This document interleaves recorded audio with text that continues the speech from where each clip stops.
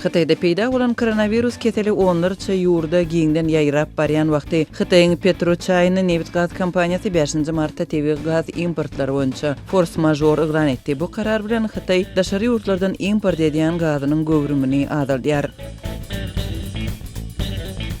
Force majeure näme? Kanunçylyk dilinde force majeure ýüze çykan garaşylmadyk ýagdaýlar sebäpli baglaşylan şertnamadaky talaplaryň öňünden ulalaşyk esasynda ýerine ýetirilmezligidir. Xitaýyň ýanyç energetika kompaniýasy gaz importyny kemeltmek boýunça alan soňky kararyny ýurtda peýda bolup dünýä giňden ýaýrap başlan koronavirus epidemiýasy bilen esaslandyrýar. Xitay Türkmenistanyň iň esasy gaz müşterisidir. Türkmenistan her ýyly Xitaýa 35 milliard kubmetr töweregi gazy eksport edýär. Synçylar Xitaýyň alan soňky kararynyň Türkmenistanyň ykdysadyýetine de öz täsirini ýetirjekdigini aýdýarlar. 6 martda Azatlyk radiosyna beren interwýusynda energiýa meseleleri boýunça ekspert Bruce Panier bu barada şeýle diýdi.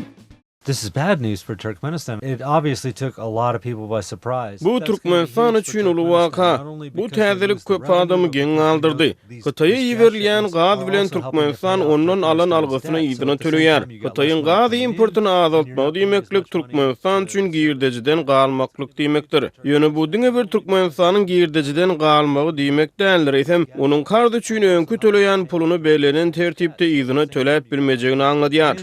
And you're not paying as much money to service the debt. Force majeure kanunçylyk dilinde tebii betbagtçylyk ýa-da epidemiýa ýaly garaşylmadyk wakalar sebäpli haýsydyr bir şertnama gol çeken taraplaryň onuň talaplaryny berja etmekden mejburi boşadylmagydyr.